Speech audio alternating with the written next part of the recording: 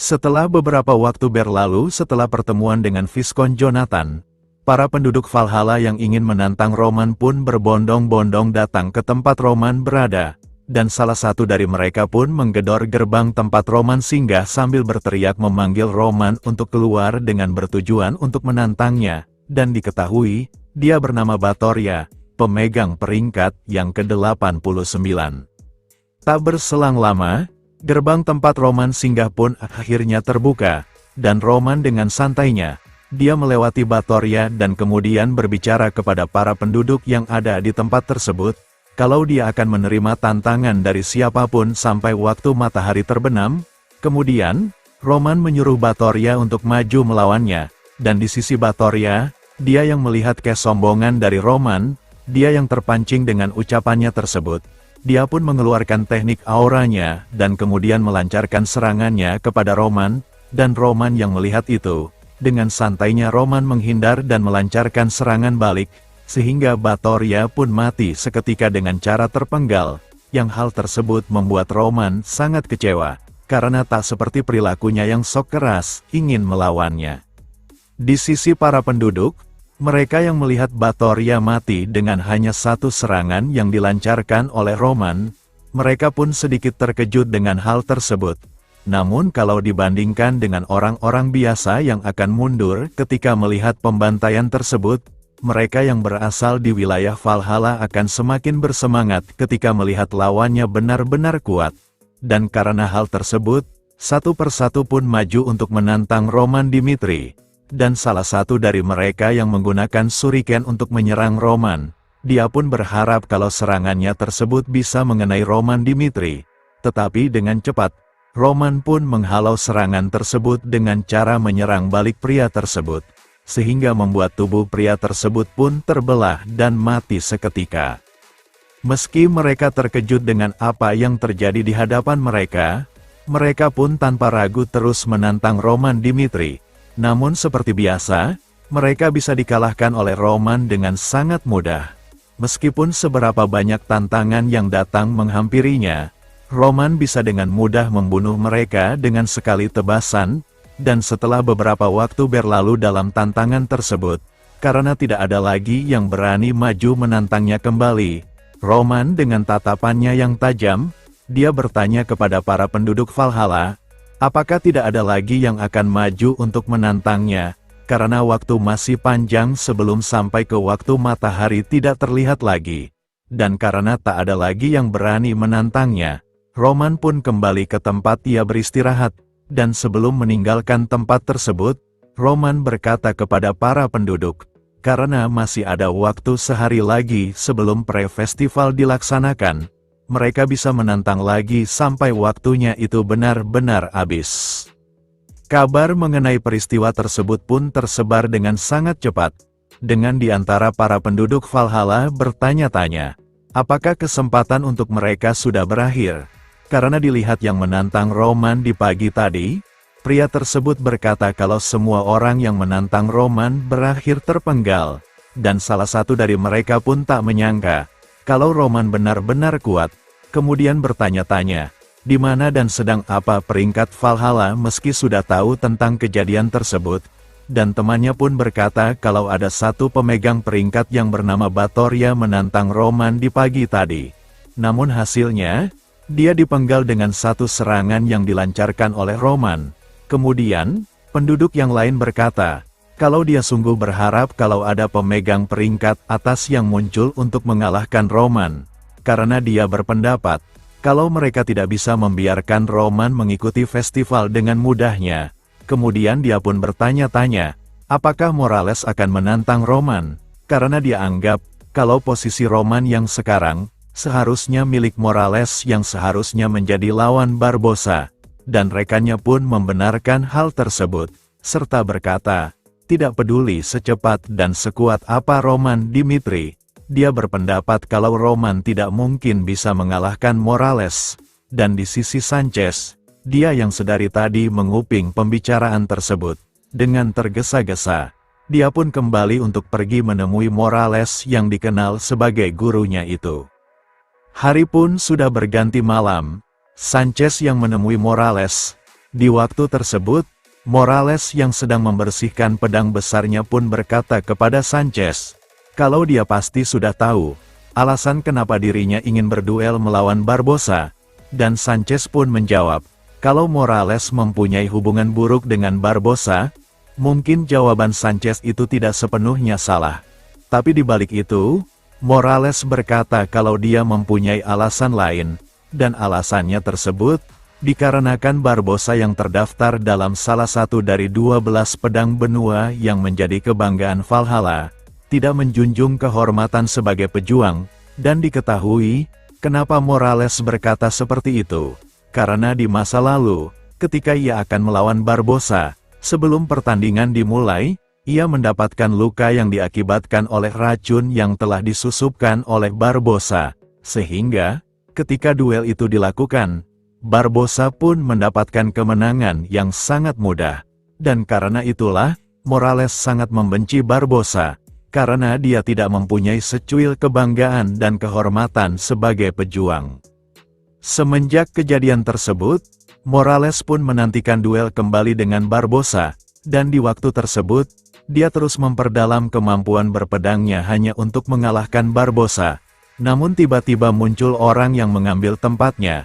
Antara bukan dan yang lain adalah Roman Dimitri, dan demi mengambil tempatnya kembali, Morales pun meminta Sanchez untuk mengumpulkan semua penduduk Valhalla di keesokan harinya, karena dia ingin membuktikan kalau festival penghormatan adalah panggung untuk dirinya. Dan akhirnya, Morales yang menduduki peringkat ke-12 yang dijuluki sebagai bersekar dari Valhalla pun mulai bergerak. Keesokan harinya, dengan para penduduk yang menyemangati Morales yang terlihat berjalan menuju tempat Roman untuk menantangnya, Morales pun mendapatkan dukungan penuh dari para penduduk Valhalla, dan setelah bertemu dengan Roman yang terlihat sudah menunggu penantang di depan gerbang ia menginap, Morales pun mengajukan satu permintaan kepada Roman Dimitri. Kemudian dia berkata, meski tahu kalau niatan Kekaisaran Valhalla mengundang Roman ke tempatnya karena ingin membalaskan dendam atas kematian Count Denver, Morales bertanya, kenapa Roman masih menerima undangan tersebut, dan karena ucapan dari Morales tersebut yang terdengar oleh para penduduk, mereka pun mulai mempertanyakan hal tersebut, dan di sisi Roman Dimitri, dia dengan santainya menjawab pertanyaan dari Morales. Kalau Kekaisaran Valhalla tidak mungkin bisa untuk membunuhnya. Kemudian, Morales bertanya kembali, apakah maksud jawaban Roman adalah dirinya akan mengalahkan Barbosa? Dan seperti biasa, dengan santainya Roman menjawab, kalau dia tidak mungkin menerima undangan tersebut kalau dia tidak bisa membunuh Barbosa. Dan karena jawabannya tersebut, Morales pun tertawa terbahak-bahak. Namun di balik itu, sambil mengeluarkan teknik aura yang ia kuasai, Morales berkata kalau dia sangat menyukai Roman yang memahami kehormatan seorang pejuang, serta berkata, kalau dia akan mengambil kembali tempat yang seharusnya untuk dirinya. Dan di sisi Roman, dia pun menjawab perkataan Morales tersebut, sambil mengeluarkan teknik aura yang sangat pekat. Roman berkata kalau pertandingan mereka pasti akan sangatlah menarik. Sebelum pertarungan mereka dimulai, Roman berkata kepada Morales, kalau setiap dirinya akan bertarung dengan seseorang, lawannya tersebut pasti berpikiran kalau dirinya tidak akan kalah melawannya. Dan mungkin, hal tersebut juga berlaku kepada Morales. Dan di sisi Morales, dia yang sudah tak sabar menghadapi Roman, dia berkata kalau dia akan menunjukkan, siapa yang pantas yang harus di festival tersebut. Kemudian, dia pun mengeluarkan aura yang sangat besar dan langsung bergerak ke arah Roman Dimitri untuk melancarkan serangannya, dan ketika Roman menghindari serangan tersebut dengan melompat ke arah kanan, Morales yang menyadari itu pun melancarkan serangan lanjutan dengan mengayunkan pedangnya. Tetapi, Roman masih bisa menangkis serangan tersebut. Di sisi Morales, dia yang merasa terkejut dengan apa yang dilakukan oleh Roman, di waktu yang sama dia juga sangat terkesima dengan apa yang sudah Roman capai. Karena di usia Roman yang masih 20-an, Roman sudah mencapai ketingkatan yang sangat hebat. Namun hal tersebut, adalah hal yang sangat membuat Morales begitu bersemangat dalam pertarungan tersebut, dan kemudian mencoba menyerang Roman kembali dengan cara menginjak dan menghancurkan lantai yang Roman pijak. Tetapi, dengan sigap Roman melompat untuk menghindari serangan tersebut. Di dalam kondisi Roman sedang berada di udara, Roman pun menyadari kalau Morales tidak hanya kuat, melainkan juga sangat cerdas. Karena dilihat dari yang ia lakukan, Roman berpendapat kalau Morales mencoba untuk memanfaatkan medan pertarungan yang ada di sekitar mereka. Tetapi, Roman yang tidak tinggal diam tentang hal tersebut, dia pun lalu memulai mengeluarkan tekniknya yang bernama Light Steps. Dengan memanfaatkan puing-puing yang berterbangan di sekitarnya, Roman pun bergerak dengan sangat cepat sehingga membuat Morales pun sangat terkejut. Karena, ia berpikir kalau tidak mungkin ada orang yang bisa melakukan hal tersebut. Dan kemudian, Roman lalu melesat ke arahnya dan melancarkan serangan yang sangat kuat. Tetapi, meski Morales bisa menahan serangan tersebut, Roman dengan cepat melancarkan serangan lanjutan dengan cara menendangnya, dan alhasil, Morales yang terkena tendangan tersebut tepat di mukanya, dia pun terhempas ke sebuah rumah yang ada di belakangnya.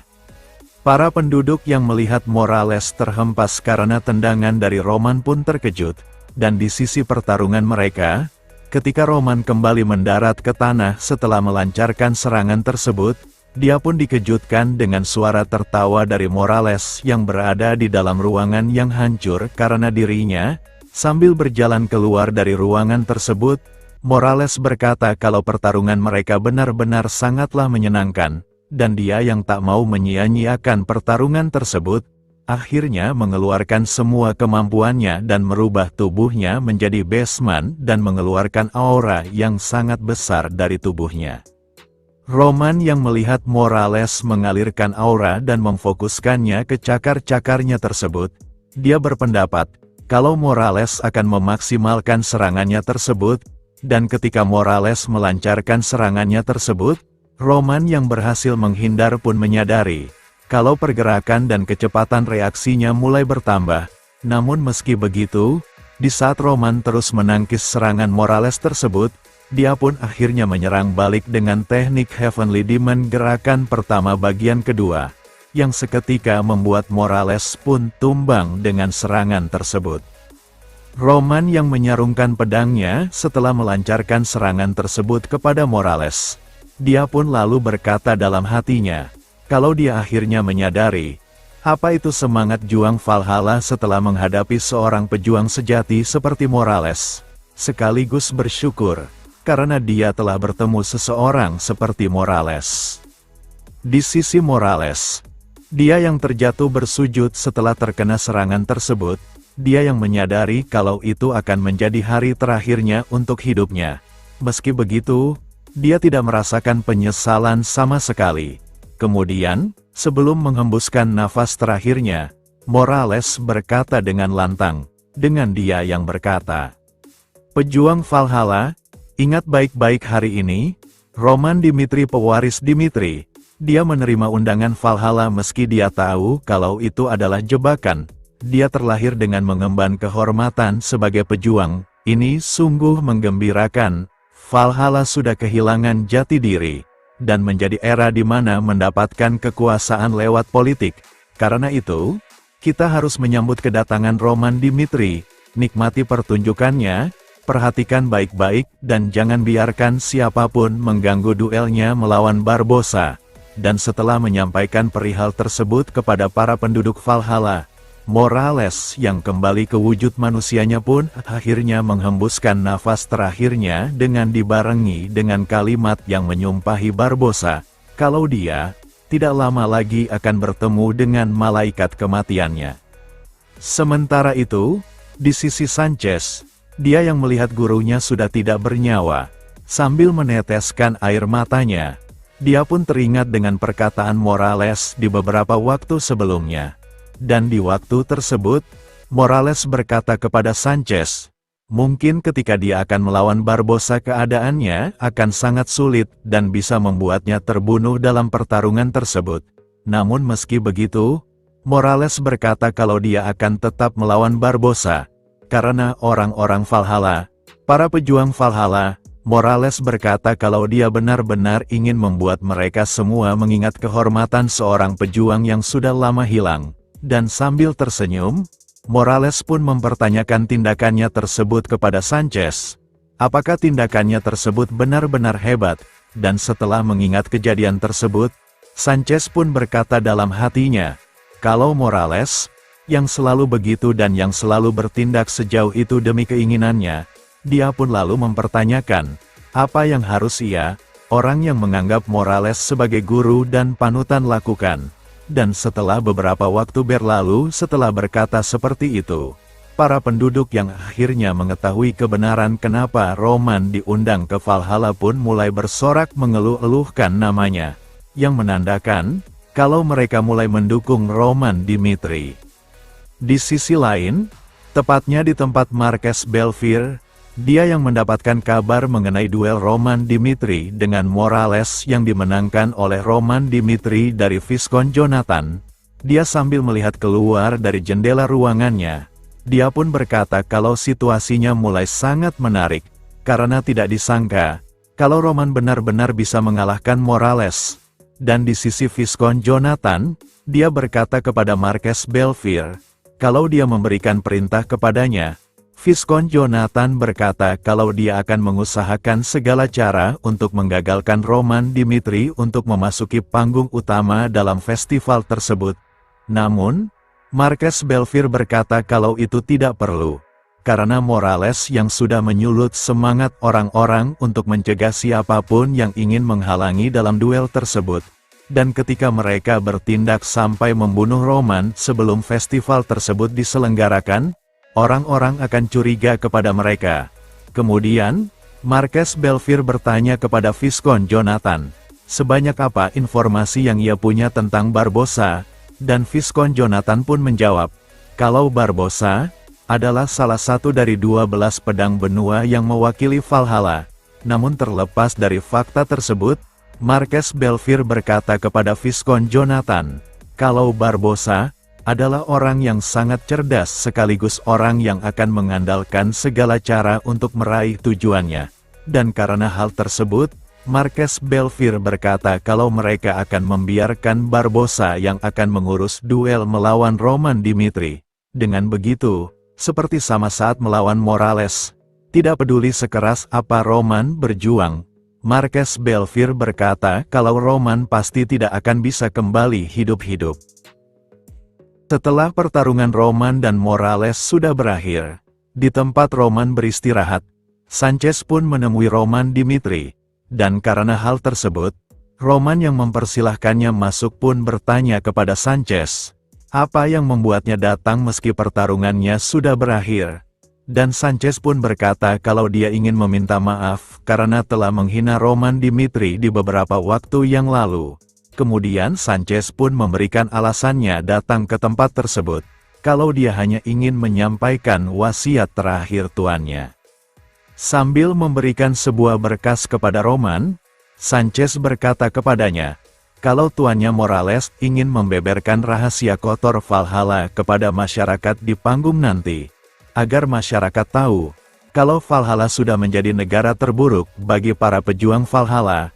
Kemudian, Sanchez berkata kembali kepada Roman, kalau masalah tersebut tidak akan selesai meski duel dirinya dengan Barbossa sudah berakhir.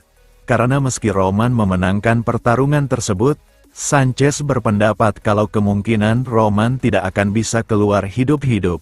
Karena melihat dari wasiat tuannya tersebut, tuannya Morales berkata kalau beberapa petinggi Valhalla bersekongkol dengan Kekaisaran Kronos, yang mengartikan, kalau mengundang Roman ke festival tersebut itu juga dipengaruhi oleh Kekaisaran Kronos, yang tak langsung, Valhalla berencana ingin melenyapkan Roman Dimitri. Dan karena hal tersebut, Sanchez pun menyarankan kepada Roman untuk sesegera mungkin pergi dari wilayah Valhalla, dan dia akan membantu dalam pelarian tersebut. Roman yang mendengar itu pun lalu berkata kalau dia sudah mengetahui semua tentang hal itu. Kemudian berkata kembali, dilihat dari hubungan antara Kronos dan Valhalla sedang terancam. Orang bilang Valhalla mengabaikan kekejian Kekaisaran Kronos. Tapi, Sebenarnya kedua belah pihak hanya menjalin aliansi sementara, untuk bekerja sama sampai mencaplok semua kekuatan di sekitar wilayah mereka. Dengan begitu, kerugian kedua negara tersebut bisa diminimalisir, dan melihat dari hal tersebut, Roman berkata kalau dia bersependapat dengan wasiat yang ditulis oleh Morales, kalau kedua kekaisaran memang sudah bersekongkol. Sanchez yang mendengar hal itu pun lalu berkata dengan nada tinggi kepada Roman, kenapa meski tahu tentang hal tersebut, Roman tetap menerima undangan tersebut? Apakah Roman yakin bisa mengatasinya? Meski Sanchez berkata kalau dia tidak meragukan kekuatan Roman yang begitu hebat, Sanchez juga berkata kalau orang kuat juga mempunyai batasannya. Ditambah, Wapgate menuju Dimitri akan terhalang dengan alasan-alasan yang akan dibuat oleh Kekaisaran Valhalla. Roman pasti akan kesulitan atau mungkin akan mustahil bisa kabur dari wilayah Valhalla. Namun, Roman berkata, meski begitu, meski kebenaran yang terkubur berhasil dikuak, situasinya tidak akan berubah, dan untuk negara lemah seperti Dimitri agar bisa melindungi wilayahnya, mereka harus menghadapi kenyataan tersebut. Dan meski Valhalla menjebaknya, serta Kronos berencana untuk membunuhnya, Roman berkata, kalau dia berhasil mengalahkan 12 Swords dan kembali hidup-hidup, maka situasinya akan benar-benar berubah. Dan ketika di perang berikutnya, sambil memecahkan gelas yang ia pegang, Roman berkata kalau tindakannya tersebut akan menjadi justifikasi untuk melawan para wilayah-wilayah kekaisaran. Sanchez yang mendengar itu pun berkata dalam hatinya, kalau Roman adalah orang yang sembrono. Namun terlepas dari itu, mungkin hal tersebut pasti adalah tujuan yang sesungguhnya dari tindakan Roman tersebut. Kemudian, Sanchez pun teringat dengan perkataan Morales di masa lalu saat sedang berlatih bersamanya. Dan di waktu tersebut, Morales sambil duduk di atas tubuh Sanchez yang sedang melakukan push-up. Dia berkata kepada Sanchez, kalau dirinya menemui pejuang sejati, Morales menyarankannya untuk mempelajari cara hidup pejuang tersebut. Dan meski dirinya tidak bisa mengikuti jejak pejuang tersebut, Morales mempercayai kalau Sanchez pasti akan tetap mendapatkan ilmu yang bermanfaat dari pejuang tersebut. Dan setelah obrolan dengan Roman sudah selesai, Sanchez yang terlihat meninggalkan kediaman Roman tersebut. Dia berkata dalam hatinya, kalau sepertinya, di waktu dekat mereka akan segera melalui masa-masa sulit itu. Beberapa waktu pun sudah berlalu, dan akhirnya, sampailah di mana hari Free Festival pun akan segera digelar, dengan diawali oleh seseorang yang memandu festival tersebut mengatakan, kalau dia akan memperkenalkan semua kandidat dalam Free Festival tersebut, dan di waktu yang bersamaan, para penonton pun bertanya-tanya, siapa yang akan menang dalam Free Festival tersebut, karena mereka sudah pada tahu, kalau babak awal itu benar-benar tidak bisa ditebak. Kemudian, salah satu penonton yang lain pun bertanya-tanya, bagaimana nasib dari Chris yang dijuluki sebagai si Flash dari Dimitri, dan rekannya yang ada di sampingnya pun membalas perkataannya, kalau mungkin, Chris dalam pertarungan tersebut akan kewalahan menghadapi para petarung yang lain. Namun terlepas dari itu, setelah melihat kehebatan Roman saat membantai para penantang dari penduduk Valhalla serta bisa dengan mudah mengalahkan Morales, dia meyakini kalau Chris juga bukan orang yang bisa dianggap enteng. Di sisi tempat pertandingan, pembawa acara pun memperkenalkan para kandidat dari Free Festival tersebut. Di antaranya, petarung pertama yang bernama Gonzales dari keluarga Jonathan, Neravein dari keluarga Aiel, Karguen dari keluarga Lipaut, Galeha Digor, dan setelah mengumumkan semua kandidat yang berasal dari wilayah Valhalla, akhirnya pembawa acara itu pun mengumumkan kandidat terakhir, sekaligus warga luar dari wilayah Valhalla, antara bukan dan yang lain adalah Chris, dari kerajaan Dimitri. Setelah para kandidat sudah memasuki tempat pertandingan, di beberapa waktu sebelum pertandingan tersebut dilakukan, Chris mendapatkan perintah yang sangat ekstrim dari tuannya Roman Dimitri, dengan dia yang berkata, kalau di pertama mereka membuat keputusan untuk pergi ke wilayah Kekaisaran Valhalla, pasti akan dipenuhi dengan bahaya dari awal sampai akhir, dan ditambah dengan keikutsertaan Chris dalam Free Festival tersebut, Roman meyakini kalau pihak dari Kekaisaran Valhalla akan berusaha sekuat tenaga untuk membunuhnya. Namun meski begitu, Roman berkata kalau dia sangat percaya kepada Chris yang sudah ia anggap sebagai salah satu prajurit pedang terbaik di wilayah Dimitri. Dan karena hal itu, Roman pun memberikan perintah kepada Chris untuk menebas ke-29 kandidat yang akan menjadi lawannya untuk membuktikan kehadiran dirinya sendiri. Dan setelah mendapatkan perintah tersebut, Chris pun bersujud untuk menunjukkan penghormatannya kepada Roman Dimitri, sambil dia berkata, kalau dia akan menerima perintah tersebut dan akan membawakan kehormatan bagi nama Dimitri. Kembali ke waktu pertarungan antara Chris dan ke-29 kandidat yang lain, Chris yang mendengar aba-aba dimulainya pertandingan tersebut, tanpa ragu, dia pun langsung bergerak ke salah satu peserta yang mengikuti pertandingan tersebut, dan orang tersebut yang meremehkan Chris karena mengincarnya, dia pun berkata kalau dia akan memberikan pelajaran terhadap Chris.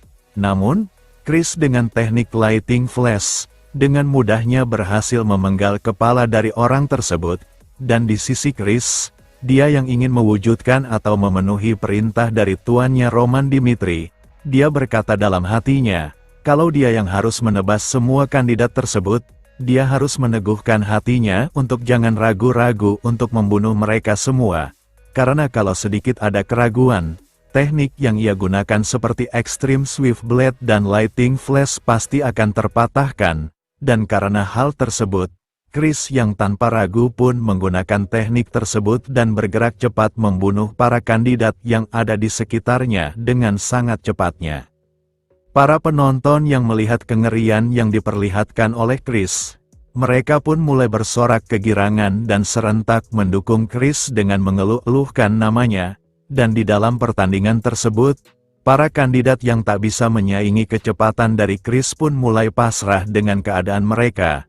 Namun, di waktu yang bersamaan, Chris melihat seseorang yang terlihat mempunyai keahlian di atas rata-rata dari para kandidat yang lain dan berhasil membunuh salah satu dari peserta pertarungan tersebut, sehingga Chris pun merasa kesal sekaligus merasa malu, karena dia tidak bisa memenuhi keinginan tuannya untuk membantai semua peserta yang ada, dan di sisi pria yang berhasil membunuh salah satu peserta yang lain, yang antara lain dia adalah Gonzales yang peserta pertama yang disebutkan oleh pembawa acara. Dia yang merasa kesal karena Chris terus-terusan menggunakan teknik kecepatannya untuk membunuh para peserta yang lain, dan karena tinggal mereka berdua, dia pun langsung menerjang dan melancarkan serangannya. Namun Chris masih bisa memblokir serangan tersebut, meski dia harus terdorong ke belakang, karena kuatnya serangan dari Gonzales tersebut. Setelah sekian detik mereka saling menatap satu sama lain, Gonzales yang sangat membenci kepada Chris karena dia orang luar dari Valhalla yang seakan-akan bisa menyaingi para pejuang Valhalla. Dengan serangan terakhirnya, dia bertekad untuk membunuh Chris dengan serangan tersebut. Namun, setelah mereka saling melancarkan serangannya, Chris pun berhasil membunuh Gonzales dengan serangannya, sehingga Roman yang melihat pertarungan tersebut pun merasa senang, dan dibarengi dengan sorak-sorai dari para penonton yang mengeluh-eluhkan namanya, pembawa acara dari pertarungan tersebut pun mengumumkan, kalau di Free Festival tersebut, yang menjadi pemenang dalam pertandingan itu adalah Chris dari wilayah kerajaan Dimitri, dan di sisi Chris, dia yang terlihat memegang perutnya pun terjatuh bersujud, yang diketahui dia terkena luka yang cukup parah dari serangan terakhir dari pertarungan terakhir melawan Gonzales dari keluarga Jonathan. Chris yang terjatuh menahan rasa sakit yang ia terima sekaligus menyadari kalau lukanya cukup dalam setelah pertarungan tersebut, dia pun mencoba mencari cara agar pendarahannya bisa berhenti sesegera mungkin, dan tak berselang lama, suara Roman pun terdengar oleh Chris dengan menggunakan teknik telepati, dengan Roman yang menyuruh Chris untuk mengaktifkan tubuhnya dengan aura, agar dia bisa menghentikan pendarahan dari luka yang ia terima. Dan setelah menggunakan aura sesuai petunjuk dari tuannya Roman Dimitri, pendarahan dari luka yang ia terima pun bisa berhenti dan bisa berdiri kembali. Setelah melihat Chris yang bisa bangkit setelah pertarungan tersebut, pembawa acara dari pertarungan itu pun meminta kepada Chris selaku pemenang dari Free Festival tersebut, untuk tunduk dan memberikan hormatnya kepada Kaisar Valhalla. Namun, Chris yang melihat ke arah Kaisar itu pun berkata dalam hatinya, kalau hanya ada satu orang yang akan ia hormati sepanjang hidupnya, antara bukan dan yang lain adalah Roman Dimitri. Kemudian dia pun lalu bersujud menghadap Roman sambil menunjukkan pedangnya, yang membuat para penonton yang melihat itu pun terkejut, karena mereka anggap kalau Chris benar-benar tidak menghormati dan mengabaikan kaisar mereka yang tepat ada di depannya. Ketika para petinggi Valhalla mempertanyakan tindakan Chris tersebut, apakah diperbolehkan seseorang melakukan hal itu? Meski Chris orang asing dari tempat mereka, tapi tindakannya sangatlah menghina kaisar mereka. Tak lama, Kaisar Valhalla yang mendapatkan perlakuan tersebut pun lalu bertanya tentang namanya Chris. Dan setelah Chris memberitahukan namanya, Kaisar Valhalla pun lalu berkata kembali, kalau dia sangat mengapresiasi dengan apa yang telah dicapai oleh Chris yang notabene bukan penduduk Valhalla asli. Karena, apa yang Chris dapatkan dari pertarungan tersebut akan sulit didapatkan oleh orang lain, serta, berkat Chris juga yang menunjukkan pertarungan yang begitu menakjubkan, Kaisar Valhalla berkata kalau dia sangat menikmati melihat pertarungan tersebut. Namun terlepas dari itu, Kaisar Valhalla yang tersinggung dengan tindakan Chris tersebut kepadanya, dia pun lalu bertanya, apa alasan dibalik tindakannya tersebut? Meski omongannya seperti akan memberikan hukuman terhadap Chris, Kaisar Valhalla berkata kalau dia tidak ingin memaksakan hukum dari wilayahnya kepada orang yang notabene berasal dari luar wilayahnya. Hanya saja Kaisar Valhalla berkata kalau dia penasaran, sebab jarang sekali orang yang berani melakukan tindakan yang seperti Chris lakukan selagi dia ada di hadapannya.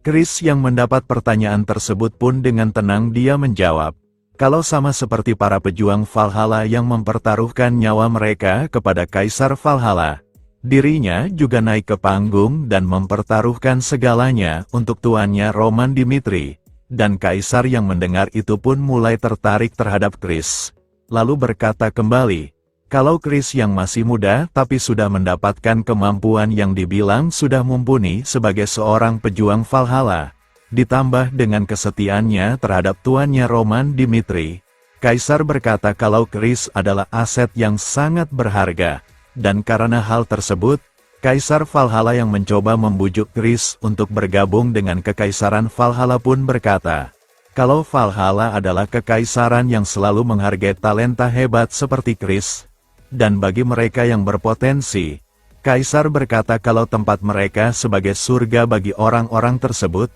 Lalu, Kaisar pun memberikan penawaran terhadap Chris. Kalau Chris bersumpah setia kepadanya di detik itu juga, Kaisar Valhalla berkata kalau dia akan menganugerahi hadiah yang melampaui apapun yang bisa diberikan oleh tuannya Roman Dimitri. Namun, Chris dengan tegas berkata, kalau tanpa bantuan tuannya, dia pasti tidak akan mencapai level yang sekarang ia capai. Dan karena hal tersebut, Chris berkata kalau nilai yang Kaisar cari dari dirinya, seharusnya ia cari dari tuannya Roman Dimitri. Dan meski Chris menghargai tawaran yang diberikan oleh Kaisar tersebut, Chris berkata kalau dia harus menolak tawaran tersebut. Dan karena tawaran ditolak mentah-mentah oleh Chris, Kaisar Valhalla menyerah untuk membujuknya. Kemudian mengumumkan, kalau acara Free Festival sudah selesai dan akan memberikan hadiah dalam jumlah yang besar untuk pemenangnya.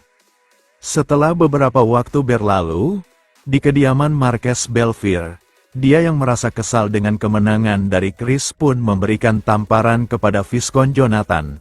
Karena bualannya tersebut, dia dipermalukan di hadapan Kaisar Valhalla dan menjadi bahan olok-olokan semua orang. Dan Viscount Jonathan yang meminta maaf dengan hal tersebut, dia pun mendapatkan tendangan yang tepat ke arah mukanya tersebut, dan ketika ia mendapatkan tendangan bertubi-tubi dari Marques Belfier, dia memohon dan meminta satu kesempatan lagi untuk mengurus Roman dan pasukannya dengan segala cara yang ia bisa. Namun, Marques Belfier tidak mau memberikan kesempatan tersebut dan berkata, kalau dia akan menyerahkan semuanya kepada Barbossa dan berharap, kalau Barbossa bisa melakukan tugasnya dengan baik. Di tempat Roman beristirahat, tepatnya di waktu malam harinya, ketika Roman sedang terduduk merenung, dia pun didatangi oleh seorang pelayan yang membawa hidangan minuman, dan setelah menuangkan minuman tersebut, pelayan itu pun dengan berbisik-bisik berkata kepada Roman untuk jangan memakan atau meminum apapun, karena Barbossa sudah mulai membuat pergerakan, dan di sisi Roman, sambil meraih minuman tersebut, dengan teknik telepatinya, dia bertanya siapa pelayan tersebut, sehingga pelayan itu pun terkejut, karena ia mendengar suara Roman yang menggema di kepalanya. Kemudian, dia pun memperkenalkan dirinya, kalau dia adalah seseorang yang tergabung dalam kelompok yang menghormati Morales, dengan bertujuan melindungi Roman dari tindakan pengecut yang dilakukan oleh Barbossa. Setelah Roman mengetahui kalau dia pro terhadap Morales yang menjunjung tinggi nilai seorang pejuang, ketika Roman meminum minuman yang ia sajikan, pelayan itu pun terkejut dan berkata, apa yang Roman lakukan? Mungkin, minuman yang Roman minum sudah diberikan racun oleh Barbossa. Namun, Roman dengan santainya, dia berkata kalau dia sudah tahu kalau Barbossa mahir terhadap racun. Namun, racun yang disiapkan oleh Barbossa tidak akan berdampak kepadanya.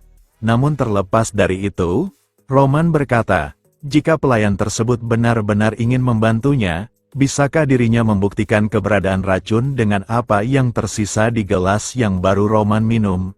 Dan pelayan itu pun menyanggupinya. Tapi masalahnya adalah waktu, karena, bahkan jika dirinya menunjukkan bukti setelah acaranya selesai, itu tidak akan serius kalau yang mengajukan bukti tersebut datang dari orang yang kalah.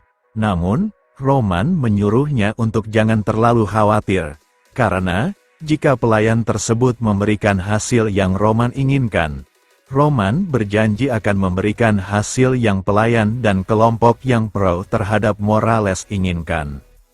Setelah beberapa waktu berlalu, Roman pun memulai rencananya dan menuju ke tempat kepala pelayan. Dengan dalih ia diracuni, dia pun terus menampar kepala pelayan tersebut untuk mengaku. Karena ia terus berkata kalau dia tidak mempunyai apapun untuk disembunyikan. Dan karena hal tersebut, Roman pun menyuruhnya untuk memanggil orang yang bisa bertanggung jawab atas hal tersebut. Dan tak berselang lama, Viscount Jonathan yang berlari tergesa-gesa ke tempat tersebut. Setelah memasuki ruangan itu, Viscount Jonathan pun dengan nada tinggi menyuruh Roman untuk menghentikan tindakannya dan bertanya, apa yang membuat Roman melakukan tindakan tersebut? Dan Roman dengan tegas, dia berkata kalau di beberapa waktu yang lalu, pelayan di tempatnya tersebut menyajikan teh beracun.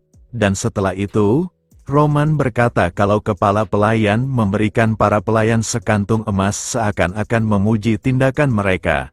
Dan karena hal tersebut, Roman berasumsi, kalau seseorang sedang merencanakan hal kotor, agar dirinya bisa kalah dalam panggung festival yang akan diadakan tak lama lagi.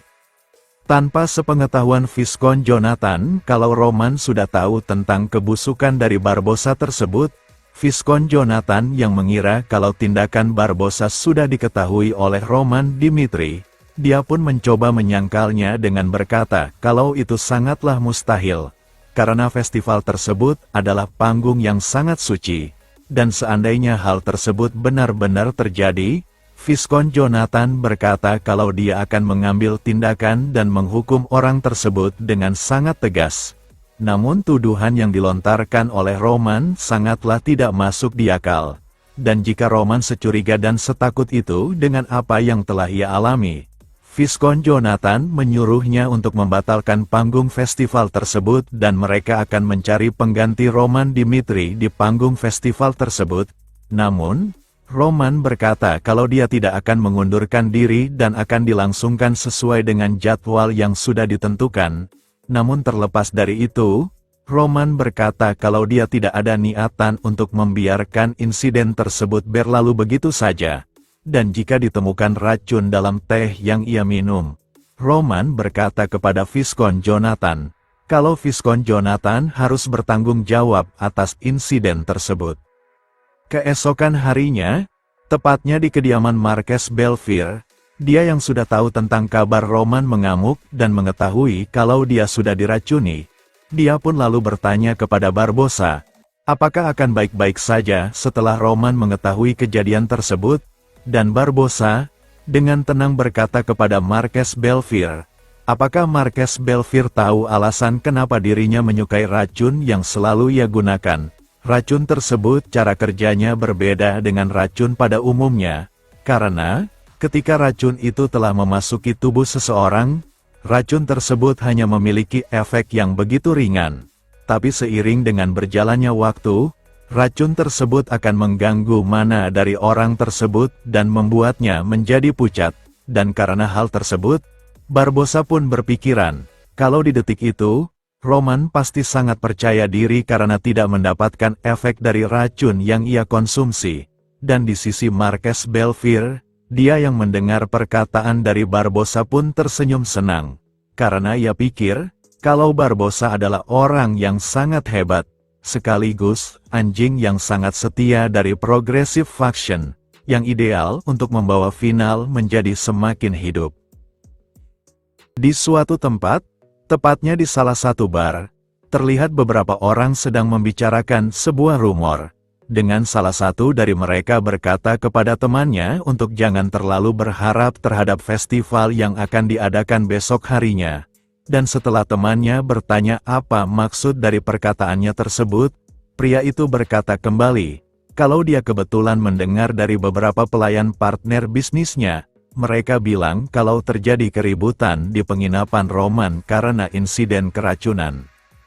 Temannya yang mendengar itu pun bertanya-tanya, apakah Roman telah diracuni, serta berasumsi, apakah yang melakukan tindakan tersebut adalah tindakan dari Barbossa yang menggunakan trik kotornya. Meski dia merasa aneh dengan hal tersebut, di sisi lain dia juga merasa curiga. Karena di setiap Barbossa akan melangsungkan pertandingan, kasus seperti itu seringkali terjadi. Lalu, salah satu pria yang memakai jubah yang mendengar percakapan mereka pun ikut berbincang bersama mereka dengan dia yang mengatakan, kalau tampaknya ada bukti, mereka tidak akan bisa menemukan pelakunya, dan seiring berjalannya waktu, situasi tersebut akan mereda begitu saja. Kemudian pria berjubah itu pun bertanya-tanya, bagaimana cara Roman bisa mengalahkan Barbossa dengan keadaannya yang sedang keracunan. Namun meski keadaannya seperti itu, Roman masih tetap memutuskan untuk bertanding, untuk melindungi martabatnya sebagai seorang pejuang, dan diketahui, pria yang berjubah tersebut adalah Lukas, bawahan Roman Dimitri yang bertugas sebagai serikat informan sekaligus orang yang membawa kericuhan soal rumor tersebut kepada para masyarakat Valhalla. Sementara itu, di kediaman Kaisar Valhalla, terlihat mereka sedang melaksanakan sebuah pertemuan dengan para petingginya soal rumor yang sedang beredar tentang Roman yang diracuni. Dan salah satu petinggi dari Valhalla yang bernama Count Gomez yang berjabat sebagai pemimpin fraksi konservatif. Dia menyampaikan kepada Kaisar Valhalla tentang perihal tersebut, kalau rumor Roman yang sudah diracuni oleh seseorang, sudah menyebar dengan sangat cepat di kalangan para penduduk Valhalla, sehingga para masyarakat Valhalla bertanya-tanya tentang racun yang digunakan itu. Dan karena hal tersebut, Count Gomez pun meminta kepada Kaisar Valhalla untuk mencari tahu kebenaran tentang rumor tersebut, meski hal itu akan mengakibatkan penghentian acara festival tersebut. Kaisar Valhalla yang mendengar itu lalu bertanya kepada Marques Belfiore tentang pendapatnya soal rumor tersebut, dan Marques Belfiore sebagai pemimpin fraksi progresif pun memberikan tanggapannya, kalau rumor hanyalah rumor, soalnya dia mempercayai kalau Barbossa adalah orang yang bisa mengalahkan Roman Dimitri dengan mengandalkan kekuatannya. Jadi, soal rumor yang beredar luas di masyarakat soal Roman yang diracuni, hal tersebut tidak mungkin dilakukan oleh Barbossa. Dan setelah mendengar perkataan dari Marques Belfiore, Kaisar Valhalla sambil tersenyum, dia berkata kalau dia akan mempercayai perkataan dari Marques Belfiore ketimbang dari usulan Count Gomez. dan setelah Kaisar Valhalla menyetujui pendapatnya, Marques Belfier pun berpikiran, kalau rumor yang beredar di kalangan masyarakat Valhalla pasti disengaja dilakukan oleh fraksi konservatif. Namun hal tersebut tidak akan berjalan dengan keinginan mereka, karena Marques Belfier beranggapan, kalau hanya Barbossa lah yang bisa mengubur kebenaran tersebut, serta berharap penuh. Kalau Barbossa bisa menunjukkan kehebatannya di festival tersebut sebagai 12 swords terhebat dari benua Salamander. Hari utama festival pun akhirnya akan segera dimulai. Pembawa acara dari festival pun akan segera menyambut dari masing-masing kandidat. Kemudian, dia pun berkata, kalau perwakilan dari Valhalla, diwakili oleh Barbossa yang terdaftar dari 12 swords benua Salamander. Sedangkan di sisi lawannya, pemandu tersebut berkata kalau itu akan diisi oleh pejuang muda dari wilayah Dimitri. Antara bukan dan yang lain adalah Roman Dimitri. Setelah mereka sudah memasuki ring pertandingan, Barbossa pun mencoba memprovokasi Roman dengan berkata, apakah Roman baik-baik saja?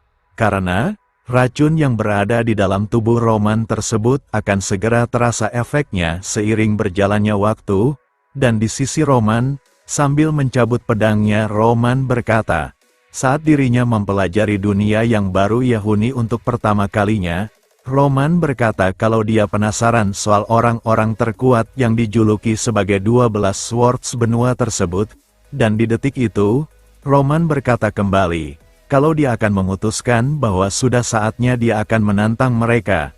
Itulah alasannya dia datang dan menerima undangan Valhalla. Kemudian Roman memberitahukan sesuatu kepada Barbossa, kalau efek racun yang dikatakan oleh Barbossa tidak akan pernah ada, karena racun apapun yang ia konsumsi tidak akan pernah berpengaruh terhadap dirinya itu. Namun Barbossa hanya menganggap perkataan Roman hanyalah lelucon semata. Setelah mereka sudah bersiap-siap satu sama lain, sebelum aba-aba pertarungan mereka dilakukan, Roman berkata dalam hatinya, kalau sebelum melawan musuh-musuh di masa depan yang ingin melawannya, Roman akan menunjukkan kehebatannya dan membunuh Barbossa untuk sebagai contoh. Kalau musuh-musuh tersebut ingin berkonflik dengan dia dan wilayahnya, mereka harus siap mendapatkan konsekuensi seperti yang akan dialami oleh Barbossa. Namun jika Roman sampai kewalahan dan kesulitan dalam melawan Barbossa, hal tersebut akan menjadi bumerang bagi dirinya dan wilayahnya. Dan karena hal tersebut, Roman pun bertekad kalau dia akan mengeluarkan kemampuannya. Setelah ucapan Roman yang berkata kalau dia akan mengakui kalau kekuatan Valhalla memanglah tinggi, kalau Barbossa bisa menahan serangannya tersebut, saat aba-aba pertarungan mereka dikumandangkan, Roman pun tanpa basa-basi langsung bergerak dan melancarkan serangannya dengan teknik Sword Heavenly Demon. Gerakan pertama bagian pertama. Namun, Barbossa masih bisa menahan serangan tersebut. Dan karena serangan dan pertahanan mereka saling seimbang, mereka pun terpental saking kuatnya serangan dan pertahanan mereka. Kemudian, di sisi Barbossa, dia pun mencoba menyerang balik Roman Dimitri. Namun, Roman bisa menghalau serangan tersebut dengan teknik Sword Heavenly Demon gerakan kedua bagian pertengahan, yang menimbulkan hempasan angin yang sangat kuat yang langsung dirasakan oleh para penonton yang hadir menonton pertandingan tersebut. Di sisi pertarungan Roman dengan Barbossa, setelah berhasil menghalau serangan dari Barbossa, Roman pun mencoba menyerang balik dengan teknik Sword Auranya, sehingga Barbossa yang terkena dengan serangan tersebut pun merasa heran. Kenapa Roman bisa sekuat itu, meski dia sedang mengalami keracunan akibat ulahnya di beberapa waktu yang lalu, dan setelah berhasil terlepas dari tekanan aura yang dihempaskan oleh Roman Dimitri, serangan lanjutan Roman pun datang yang mengakibatkan ledakan yang cukup besar. Diketahui, para master absolut dari Murim sering membicarakan soal teknik pamungkas yang dimiliki oleh Heavenly Demon. Kalau teknik tersebut adalah teknik yang sudah mencapai realem dewa atau teknik yang sudah tidak bisa dicerna oleh akal sehat umat manusia di kehidupan baik Jong Hyuk yang dulu. Dan dengan fakta tersebut, Roman yang muncul dari kepulan asap akibat ledakan yang terjadi oleh serangannya. Roman pun lalu menggunakan teknik Sword Heavenly Demon, gerakan pertama bagian terakhir, yang seketika, Barbossa yang terkena serangan tersebut pun menghilang tanpa jejak. Yang diketahui, teknik pamungkas tersebut bernama Annihilation, atau bahasa Indonesianya adalah penghancuran. Para penonton yang melihat kejadian tersebut pun merasa sangat terkejut, karena serangan yang dilancarkan oleh Roman Dimitri membuat Barbossa menghilang tanpa jejak, dan karena hal itu juga, pembawa acara dari pertarungan tersebut langsung mengumumkan, kalau pemenang dari acara festival tersebut adalah Roman Dimitri, sekaligus menjadi kelahiran baru bagi anggota dari 12 Swords di benua Salamander. Tak berselang lama setelah pengumuman pertandingan diumumkan, pelayan yang di beberapa waktu yang lalu yang diminta oleh Roman untuk mencari tahu keberadaan racun dalam teh yang ia minum, dia pun akhirnya berhasil dan datang lalu memberikannya kepada Roman Dimitri sambil berkata, kalau dia sudah menaruh harapan dan nyawanya kepada Roman, dan meminta Roman untuk mengungkapkan kebenarannya kepada Kaisar dan masyarakat luas Valhalla, agar para masyarakat Valhalla bisa kembali ke jalan yang benar tak seperti yang sekarang terjadi. Setelah mendapatkan bukti tersebut, Roman pun lalu berkata, kalau di beberapa waktu lalu, ada orang yang meracuni teh yang ia minum. Namun saat dirinya membahas soal tersebut bersama Viscount Jonathan, Roman berkata kalau Viscount Jonathan malah menuntut agar dirinya bertanggung jawab karena menghina Valhalla. Meski Roman berkata kalau ia tidak peduli dengan siapa yang menggunakan racun tersebut terhadapnya. Namun terlepas dari itu, Roman berkata kalau dia sangat kecewa atas respon Valhalla mengenai insiden tersebut, dan jika Viscount Jonathan masih tidak mempercayai insiden tersebut, Roman sambil menunjukkan gelas bekas teh yang ia minum, kalau dia mempunyai bukti konkret soal dia yang sudah diracuni seseorang.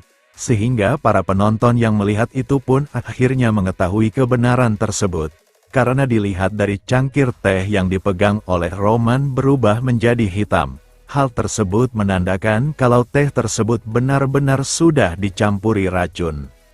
Di sisi Roman, dia pun melanjutkan perkataannya, jika dirinya kalah melawan Barbossa, kebenaran tersebut akan terkubur dan dirinya akan dilupakan seperti ditelan bumi. Kemudian, Roman pun bertanya kepada Kaisar Valhalla, apa menuduhnya saat dirinya mencari kebenaran adalah sikap Valhalla yang dulu membanggakan diri atas para warriornya. Dan di sisi Kaisar Valhalla, dia yang mendapat pertanyaan tersebut pun merasa sangat dipermalukan. Kemudian, dia lalu bertanya kepada Viscount Jonathan, apakah yang dikatakan oleh Roman adalah kebenaran? Dan Viscount Jonathan yang tak bisa menyangkal hal tersebut pun hanya bisa meminta maaf. Sehingga, Kaisar Valhalla pun menyuruh pengawalnya untuk membawa Viscount Jonathan ke atas panggung. Dan setelah mereka berada di tempat tersebut, Viscount Jonathan sambil berlutut pun meminta maaf kepada Kaisar Valhalla. Tetapi, tanpa ampun Kaisar Valhalla pun langsung menusuknya dengan pedang yang ia bawa. Sambil berkata kepada Viscount Jonathan untuk diam dan jangan banyak bicara, karena ulah yang ia lakukan, hal tersebut sangat mempermalukannya sebagai Kaisar Valhalla yang menjunjung tinggi kehormatan seorang pejuang, dan setelah puas menghujani Viscount Jonathan dengan tusukan dari pedang yang ia bawa sekaligus membunuh Viscount Jonathan di hadapan Roman, para petinggi Valhalla serta para penduduk Valhalla, Kaisar Valhalla pun lalu memalingkan pandangannya kepada Roman sambil berkata, apakah hal tersebut sudah cukup baginya atas ketidakbecusan yang dilakukan oleh pihak Valhalla? Setelah Kaisar Valhalla membunuh Viscount Jonathan dan Kaisar Valhalla bertanya kepada Roman, apakah Roman sudah puas terhadap tindakan kekaisaran Valhalla atas ketidakadilan yang dialami oleh dirinya? Roman pun menjawab, kalau itu masihlah belum cukup, karena menghukum Viscount Jonathan itu hanyalah penalti pribadi, dan meminta tolong kepada Kaisar Valhalla untuk memastikan, kalau dia benar-benar akan menerapkan hukum negara, agar hal tersebut tidak akan terulang lagi. Dan karena ucapan Roman tersebut, Kaisar Valhalla pun terlihat marah, dan kemudian meninggalkan tempat tersebut sambil diikuti oleh Marques Belfier. Di sisi Marques Belfier, dia pun mulai merasa panik, karena rencananya benar-benar gagal total, sampai-sampai Viscount Jonathan pun harus kehilangan nyawanya, sehingga dia pun berpikiran akan mengikuti jalan yang sama seperti Viscount Jonathan.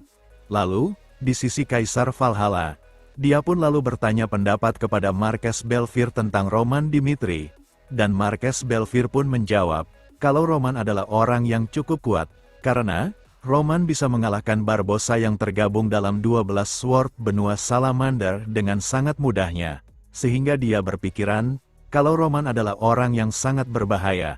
Namun terlepas dari itu, hal yang benar-benar paling membuat Roman sangat berbahaya, adalah keberaniannya untuk terus membangkang di hadapan kaisarnya tersebut, dan Kaisar Valhalla pun membenarkan hal itu. Ditambah Roman pun berani mempertanyakan hukuman yang ia berikan. Dan karena tindakan Roman tersebut, Kaisar Valhalla pun memerintahkan Marques Belfier untuk mendukung penuh rencana Kekaisaran Kronos, untuk bertujuan melenyapkan Roman Dimitri di muka bumi. Keesokan harinya, saat Roman akan pergi dari wilayah Valhalla untuk kembali ke wilayah Dimitri dengan menggunakan Warp Gate di kota Marin, dari salah satu para penjaga Warp Gate tersebut pun berkata kepada Roman, kalau Warp Gate yang akan Roman gunakan untuk berteleportasi ke wilayah Dimitri sedang mengalami masalah teknis, sehingga Warp Gate tersebut tidak bisa digunakan untuk sementara waktu, dan untuk bisa berjalan seperti biasanya, penjaga tersebut berkata kepada Roman, kalau mereka membutuhkan 2 minggu untuk memperbaiki Warp Gate tersebut, kemudian menyarankan, kalau Roman untuk tinggal dulu di kota Marin sambil menunggu perbaikan Warp Gate tersebut selesai. Di sisi Roman, dia yang mendengar itu pun sudah menduganya, kalau pihak Valhalla sengaja merusak Warp Gate tersebut, sehingga dia pun hanya mempunyai satu pilihan, yaitu mereka harus mencapai ke kota dagang lain yang membutuhkan waktu perjalanan selama 1 bulan, dan melihat situasi tersebut, Roman pun sadar dengan apa yang dilakukan oleh pihak Kekaisaran Valhalla, kalau mereka benar-benar ingin membunuhnya dalam perjalanan sebulan menuju kota perdagangan lain. Namun, tanpa ragu, Roman pun berbalik dan menghadap ke arah para prajuritnya untuk melanjutkan perjalanan tersebut. Setelah beberapa waktu berlalu, salah satu bawahan dari Marques Belfier pun datang untuk memberikan informasi, kalau Roman sudah memulai perjalanannya dan meninggalkan kota Marin untuk menuju ke sebuah kota dagang, dan karena situasinya sesuai dengan apa yang direncanakan oleh Marques Belfier, dia pun lalu bertanya kepada bawahannya tersebut, kapan saat yang tepat untuk menyerang Roman Dimitri. Namun, bawahannya berkata kalau ada masalah lain, karena seperti yang sudah mereka ketahui, berkat festival yang diikuti oleh Roman Dimitri, hal tersebut membuat Roman benar-benar tenar di kalangan para penduduk Valhalla, sehingga para penduduk pun mulai mengawasi dan mengikuti pergerakan yang dilakukan oleh Roman, seolah-olah kalau Roman adalah orang suci yang sedang berpergian ke situs suci, dan karena hal tersebut, jika mereka menyerang Roman di detik itu juga, bawahannya berkata kalau orang-orang yang mengikuti Roman pasti akan mengalami penderitaan. Namun tak diduga, Marques Belfier sambil tersenyum. Dia berkata kalau warga sipil tidaklah penting, dan menyuruh bawahannya tersebut untuk memberitahukan kepada pihak Kekaisaran Kronos untuk membabat Roman dan pasukannya. Dan dengan situasi tersebut, tidak peduli hasilnya nanti akan seperti apa. Marques Belfier berpendapat kalau pihak Kekaisaran Valhalla tidak akan terkena getahnya, karena tugas untuk membunuh Roman Dimitri akan dilakukan oleh pihak Kekaisaran Kronos. Di sisi lain di tempat Roman Dimitri yang sedang melakukan perjalanan menuju kota perdagangan baru, dia pun dikejutkan oleh penyergapan yang dilakukan oleh pihak Kekaisaran Kronos, sehingga Roman pun menyuruh pasukannya untuk mengevakuasi semua orang-orang dari Valhalla yang mengikutinya, dan para penduduk Valhalla yang mendengar hal tersebut, mereka pun mulai merasa panik serta bertanya-tanya, siapa orang yang berani menyerang pejuang yang sedang berada di panggung festival Valhalla, dan ketika mereka melihat ke arah musuh yang menyerang Roman dan pasukannya, mereka pun akhirnya menyadari, kalau orang-orang tersebut adalah orang-orang dari pihak Kekaisaran Kronos. Orang-orang Kekaisaran Kronos yang menyerang Roman dan pasukannya yang dikenal dengan sebutan bayangan dari Kekaisaran Kronos, mereka pun langsung bergerak dan menyerang Roman dan pasukannya. Dan salah satu dari pasukan Roman pun berhasil menangkis serangan tersebut dan melancarkan serangan balik dengan menggunakan teknik sword auranya. Dan di sisi Chris, dia pun terlihat sedang memfokuskan indranya agar bisa merasakan mana dari para bayangan Kronos, agar dia bisa memutuskan aliran mana tersebut dan membunuh mereka dengan sangat cepat.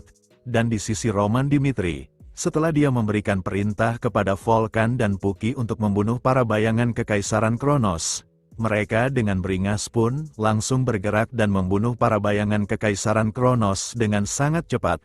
Dan setelah membunuh sebagian besar dari pasukan bayangan Kekaisaran Kronos, Vulkan pun mengingatkan Puki untuk jangan terlalu bersemangat membantai para pasukan bayangan Kronos, karena hal tersebut akan menjadi dampak yang tidak baik.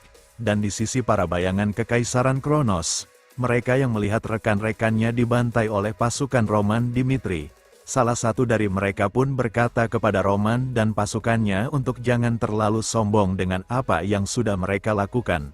Namun, sebelum dia melanjutkan perkataannya, Roman tanpa basa-basi langsung menebas dan melenyapkannya sambil berkata, kalau dia terlalu banyak bicara.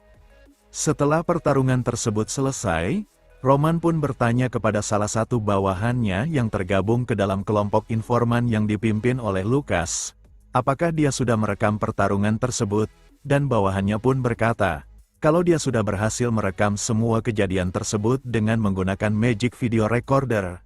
Kemudian, Roman pun memberikan perintah kepada bawahannya tersebut untuk menyebarkan rekaman tersebut ke sepenjuru Kekaisaran Valhalla, dengan bertujuan untuk mengacaukan situasi terhadap pihak Kekaisaran Valhalla.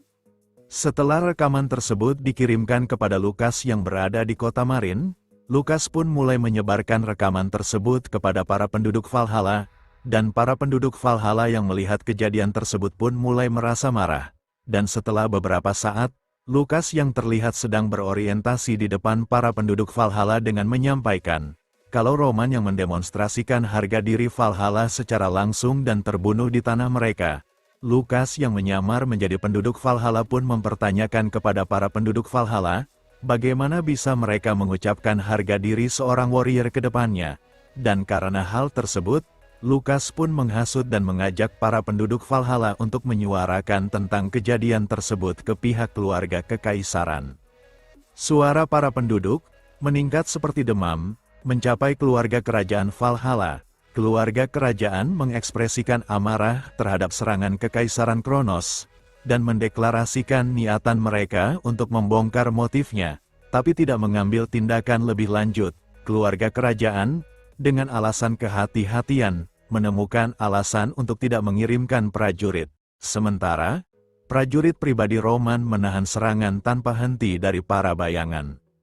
Setelah beberapa waktu berlalu dan tidak ada niatan Kekaisaran Valhalla untuk mengirimkan pasukan untuk membantu Roman Dimitri, Sanchez sebagai murid dari Morales yang kalah oleh Roman di beberapa waktu yang lalu, dia pun datang beserta para penduduk yang lain, dengan bertujuan untuk melindungi Roman Dimitri dari penyerangan yang dilakukan oleh Kekaisaran Kronos. Namun, meski Roman berkata kalau dia mengapresiasi apa yang dilakukan oleh Sanchez, melihat dari keterampilannya, Roman berkata kalau Sanchez tidak akan bisa membantu dalam pertarungan tersebut, dan mungkin, hal tersebut akan mempercepat kematiannya.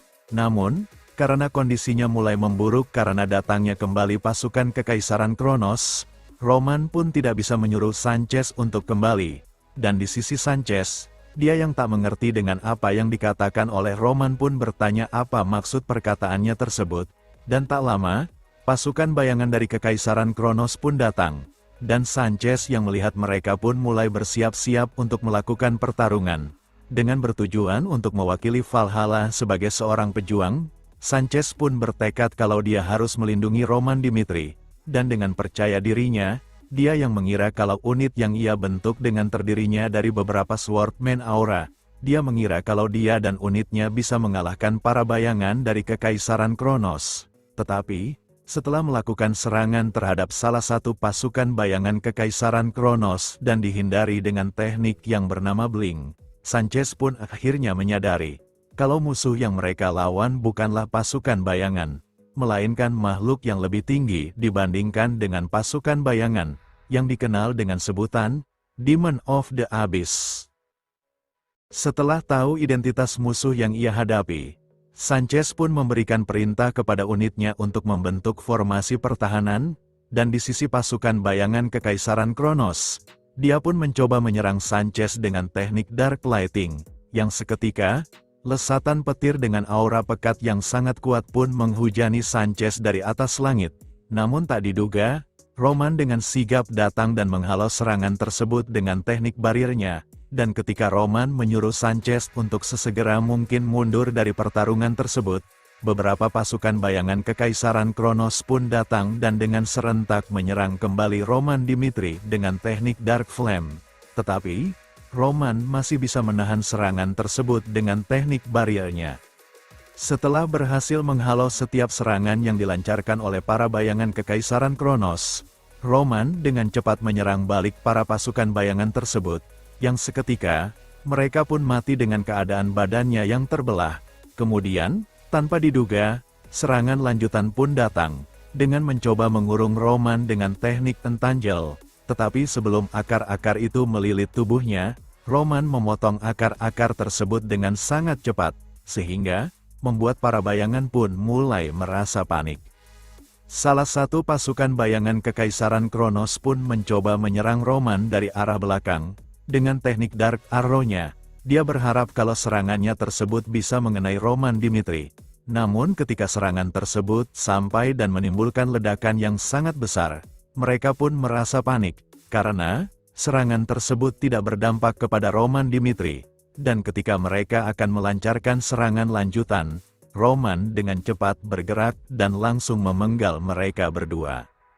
Di dalam kondisinya yang sedang dikepung oleh para pasukan bayangan Kekaisaran Kronos, salah satu dari mereka pun berkata kepada Roman, kalau tempat tersebut adalah kuburan bagi dirinya, dan kemudian, sambil menyeringai, pasukan bayangan tersebut pun membuka circle ke-6-nya, dan melancarkan serangan langsung kepada Roman dengan teknik Flame Cannon.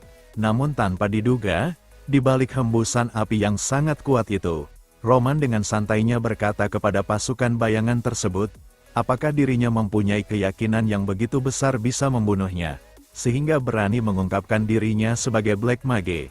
Namun terlepas apapun alasannya, Roman berkata kalau pihak Kekaisaran Kronos benar-benar sangatlah sombong. Mungkin di antara kalian ada yang bertanya-tanya, kenapa Roman bisa kebal terhadap serangan api? Ya, karena di beberapa waktu yang lalu, Roman telah mendapatkan sebagian mana kor api saat menolong kaum dwarf di pegunungan dekat rumahnya. Saya lupa di part seberapa tentang pembahasan Roman mendapatkan kor api tersebut, tapi pasti ada kok, coba dicek aja ya. Oke, kita lanjut ke alur cerita. Setelah Roman berhasil keluar hidup-hidup tanpa terluka sedikit pun dari serangannya tersebut, pasukan bayangan tersebut pun merasa heran. Kenapa Magic Circle ke-6 yang ia gunakan tidak berguna sama sekali terhadap Roman Dimitri? Dan karena itu, dia pun membuka Circle ke-7-nya. Dengan teknik Firestorm-nya, dia berharap kalau serangan tersebut bisa melenyapkan Roman Dimitri. Tetapi, setelah Roman keluar dari tornado api tersebut tanpa terluka sama sekali, dia pun langsung melancarkan serangannya terhadap pasukan bayangan tersebut dan lalu berkata, kalau jalan mereka untuk meruntuhkan wilayah Dimitri masihlah sangatlah panjang.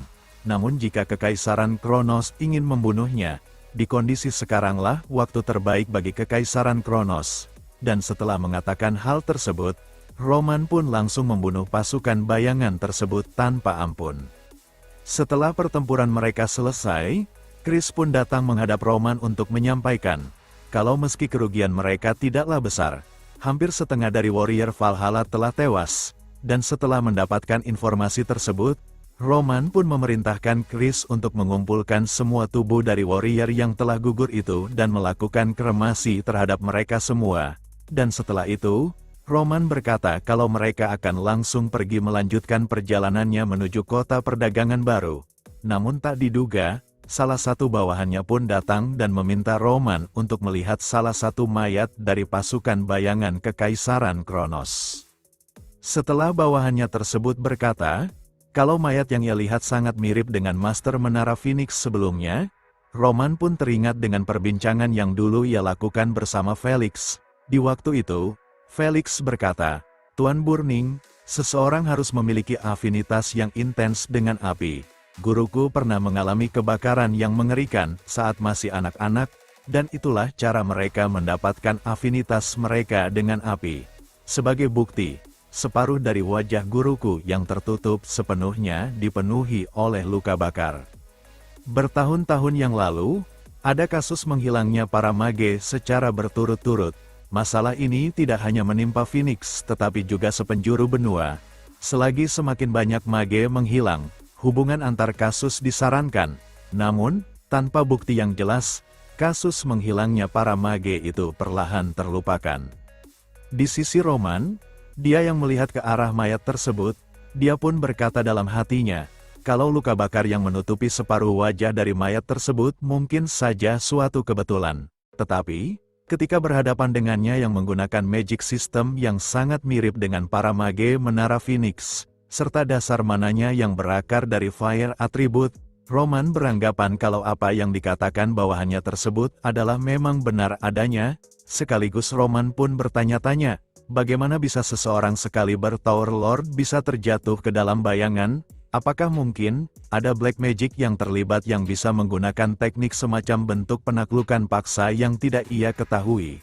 Kemudian, Roman pun memerintahkan Chris untuk merekam wajah para jasad dari pasukan bayangan Kekaisaran Kronos dengan menggunakan magic video recorder, agar mereka bisa mengidentifikasi semua jasad-jasad tersebut. Di sisi Chris, setelah mendapatkan perintah itu dari Roman Dimitri, dia pun lalu mengusulkan, kalau insiden tersebut harus dibawa ke panggung internasional, sehingga, meski Kekaisaran Kronos dikenal sebagai pemerintahan yang sangat kuat, Chris berpendapat, kalau mereka pasti tidak akan bisa lari dari tanggung jawabnya atas insiden tersebut, dan Roman pun lalu berkata, kalau meski tahu dengan kemungkinan bahwa mereka akan diekspos, Kronos yang bekerja di dalam bayangan dan menampilkan salah satu dari 3 bayangannya sang Black Mage. Dari awal, Roman berkata kalau Kekaisaran Kronos menganggap mereka negara yang kuat yang bisa menutupi insiden-insiden tersebut. Namun sekarang, kebenaran yang lama terkubur dalam penolakan telah muncul, dan setelah mengatakan hal tersebut, Roman pun berkata kalau mereka akan berangkat menuju kota perdagangan dalam 1 jam, dan memerintahkan Chris untuk menyiapkan semua pasukannya.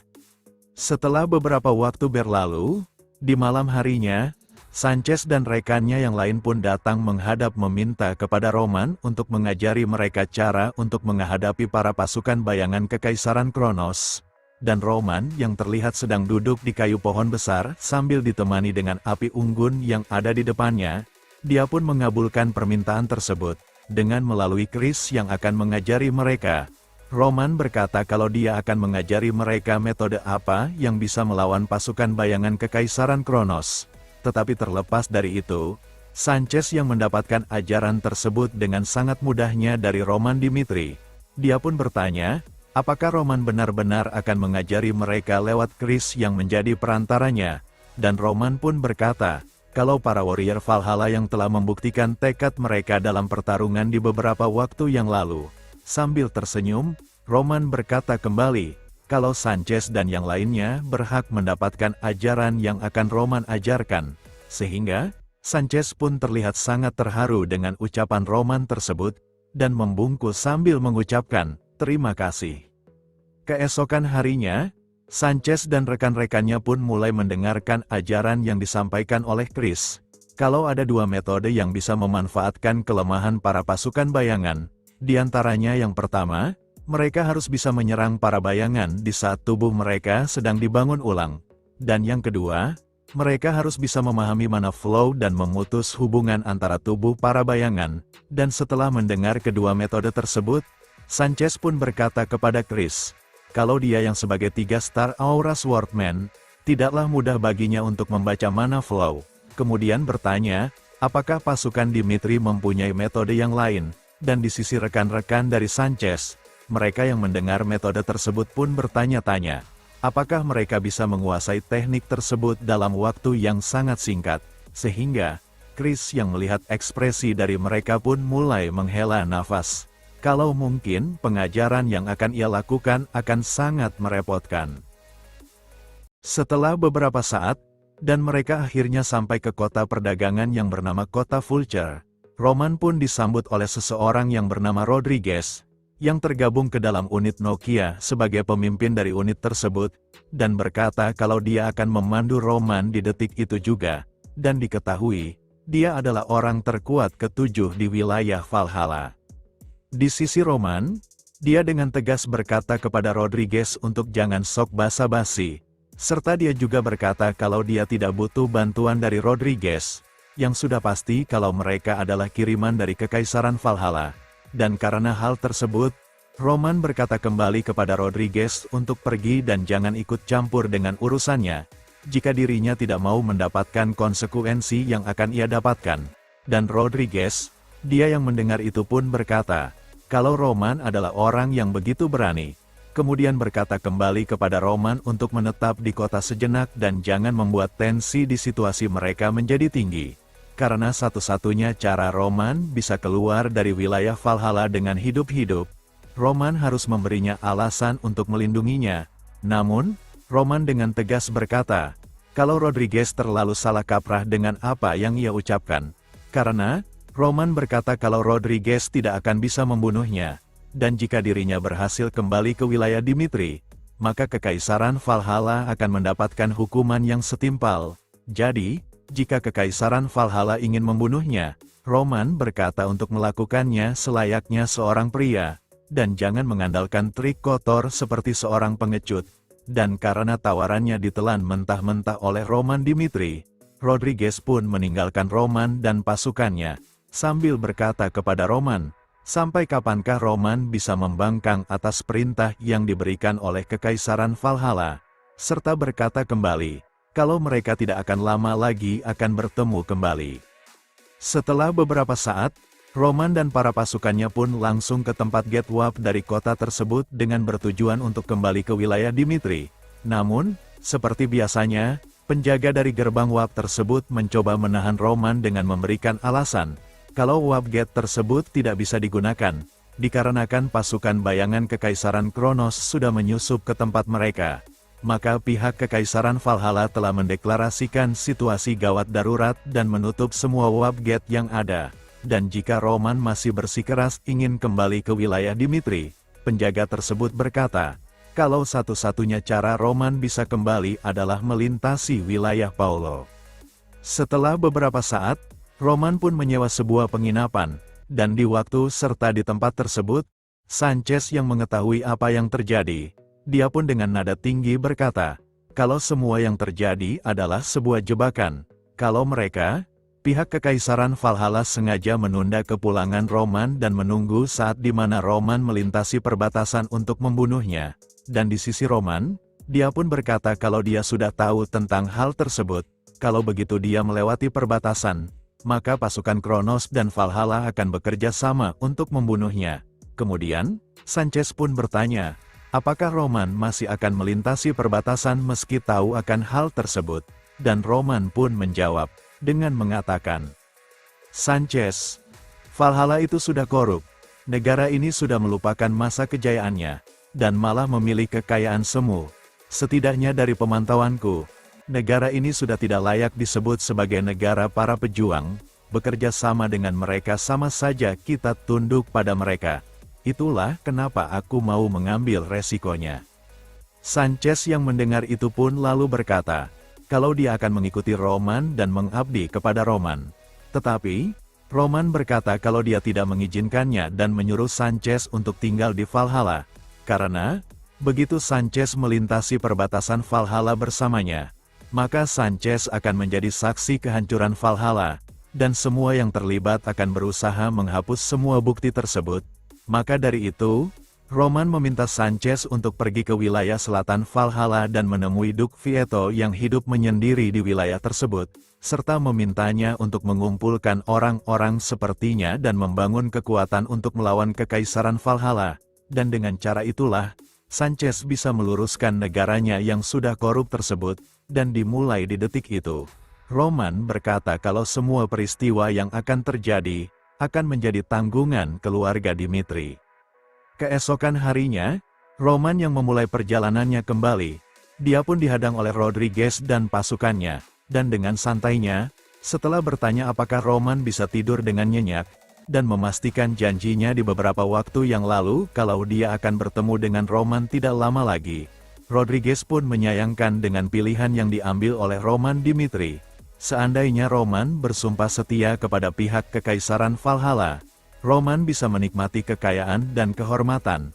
Namun karena Roman menunjukkan permusuhan terhadap Kekaisaran Valhalla, Roman pun menyela perkataan Rodriguez untuk melanjutkan perkataannya.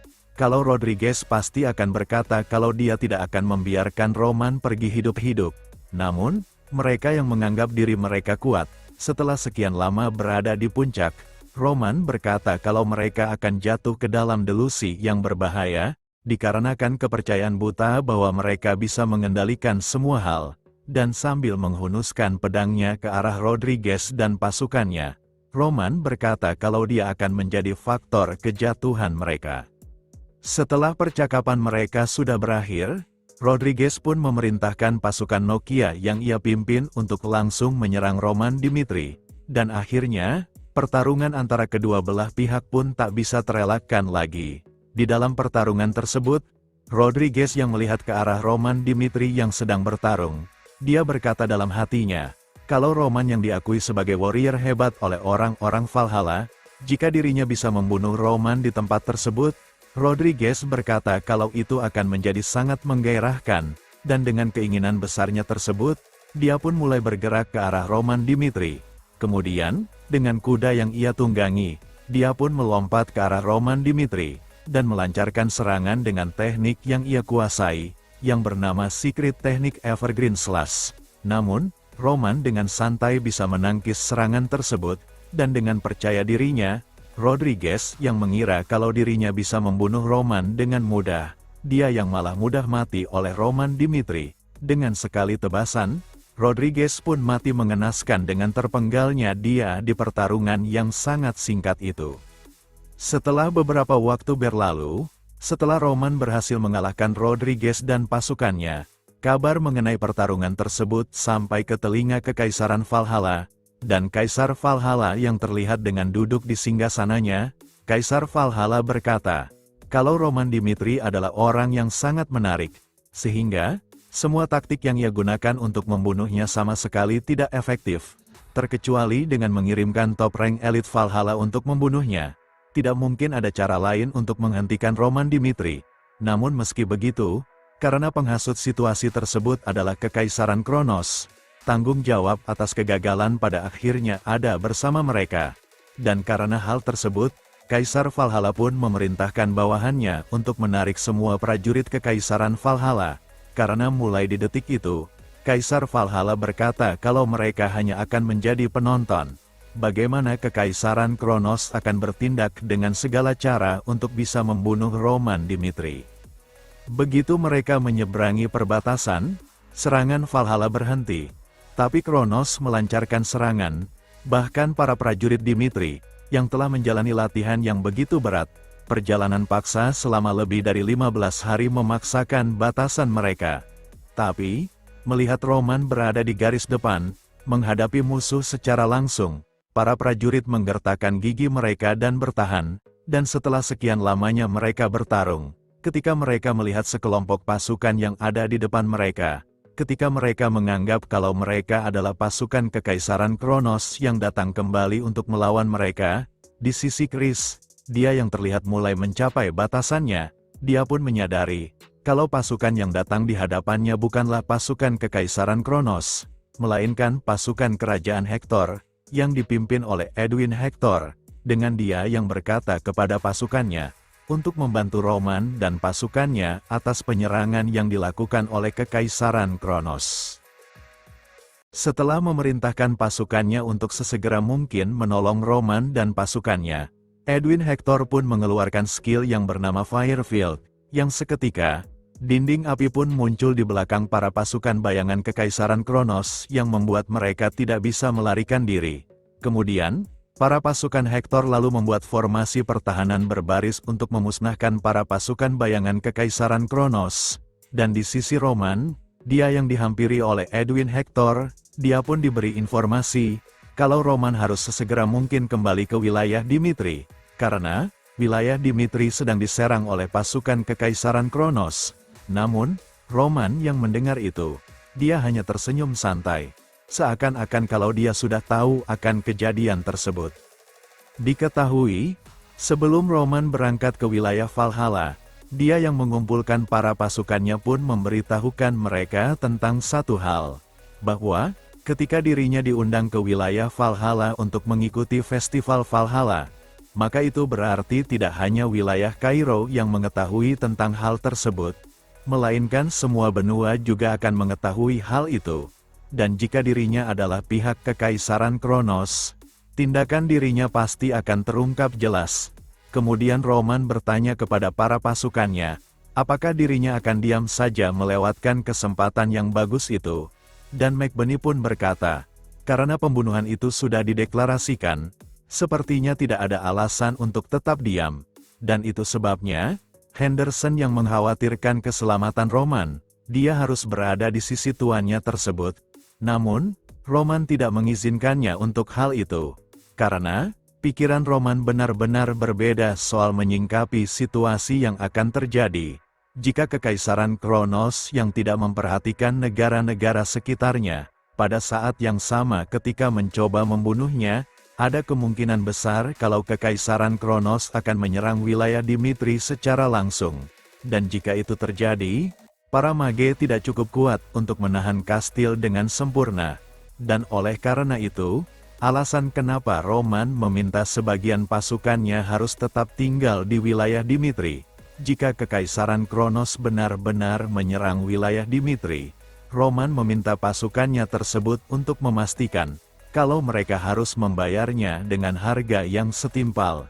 Dan pasukannya pun, dengan serentak mereka berkata, "Siap tuanku." Di daerah di sekitar wilayah Dimitri, para pasukan Kekaisaran Kronos pun berangsur-angsur datang melewati sebuah gerbang dimensi, dan ketika salah satu petinggi dari mereka bertanya bagaimana keadaan wilayah Dimitri, salah satu bawahannya menjawab, kalau wilayah Dimitri beraktivitas seperti biasanya, dan selain itu, dia juga berkata, kalau Roman Dimitri masih berada di perbatasan Valhalla, tak peduli seberapa cepat Roman bergerak, dia berpendapat kalau Roman tidak mungkin bisa kembali ke wilayah Dimitri dalam waktu 3 hari, dan setelah mendengar informasi tersebut, pemimpin mereka pun berkata kalau situasinya sangat menguntungkan mereka, dan diketahui, dia adalah salah satu dari 3 pasukan bayangan Kekaisaran Kronos, yang disebut dengan sebutan mistik. Setelah memerintahkan bawahannya untuk memulai penyerangannya, di sisi pihak kediaman Dimitri, beberapa pasukan penjaga kastil Dimitri yang melihat ke arah langit pun merasa kalau ada sesuatu yang tidak beres. Dan ketika mendengar gemuruh dan melihat kilatan petir di balik awan hitam, saat pemimpin mistik tersebut mengeluarkan skill Lighting Rain, lesatan petir yang sangat besar pun menghujani wilayah Dimitri. Namun serangan tersebut bisa dihalau oleh artefak Great Shield yang aktif secara otomatis ketika datangnya serangan langsung. Dan para pasukan kerajaan Dimitri yang menyadari dengan serangan tersebut, salah satu dari mereka pun meniupkan terompet untuk memberitahukan kalau ada serangan yang dilancarkan oleh pihak musuh. Dan dengan kejadian tersebut, pemimpin mistik itu pun merasa terkejut, meski dia tahu kalau sistem keamanan wilayah Dimitri dibilang sangat kuat, tapi dia tak menyangka kalau respon para pasukan Dimitri benar-benar sangatlah cepat. Namun meski begitu, situasi masih dalam koridor yang ia rencanakan. Kemudian, dia berkata dengan lantang kepada para pasukan Dimitri untuk mencobalah berjuang sampai akhir, meski takdir yang ada di depan mereka sudah ditentukan. Ketika pasukan Kekaisaran Kronos mencoba menerobos kastil kerajaan Dimitri, Jonathan, sebagai kapten dari Knight kerajaan Dimitri pun memerintahkan bawahannya untuk menyerang pasukan musuh. Dengan aba-aba dari Kapten Jonathan, bawahannya pun melesatkan tembakan panah ke arah pasukan Kekaisaran Kronos, sehingga membuat pasukan Kekaisaran Kronos pun kocar-kacir dengan serangan tersebut, dan di sisi Felix, dia yang sedang merapalkan mantra untuk menggunakan skillnya yang bernama Fire Rain. Setelah dia mengaktifkannya, serangan tersebut pun langsung menghujani para pasukan Kekaisaran Kronos. Dan di sisi pemimpin mistik itu, dia yang melihat penyerangan tersebut, dia pun mengetahui kalau serangan tersebut berasal dari seorang mage yang sudah mencapai circle ke-6-nya, dan sekaligus menyadari, meski wilayah Dimitri hanya sebuah wilayah kerajaan, kekuatan mereka sangatlah berbahaya dan bisa melawan sebuah wilayah kekaisaran, dan jika dirinya bisa menghabisi wilayah Dimitri sepenuhnya, dia beranggapan, kalau itu akan bagus menjadikannya sebagai contoh, untuk para wilayah yang kuat di kerajaan benua Salamander, untuk berpikir dua kali ingin melawan Kekaisaran Kronos.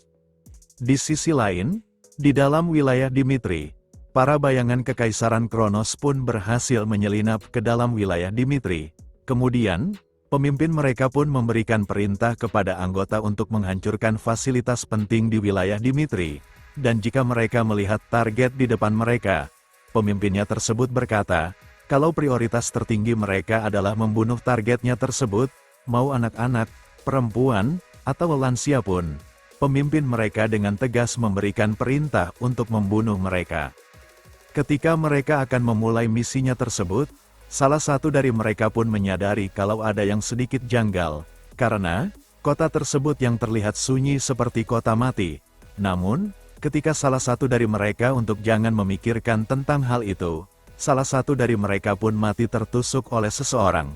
Dan hal tersebut ternyata dilakukan oleh Henderson, yang datang bersama McBurney, dan di sisi McBurney, dia berkata, kalau apa yang dikatakan oleh tuannya di beberapa waktu yang lalu, ternyata sesuai dengan prediksi tuannya tersebut. Sementara itu, di sisi Rodwell Dimitri yang berada di atas dinding kastil, ketika beberapa pasukan Kekaisaran Kronos berhasil memanjat dan menargetkan dirinya karena dia termasuk target yang diincar oleh Kekaisaran Kronos, pasukan Kekaisaran Kronos itu pun langsung bergerak dan melancarkan serangannya.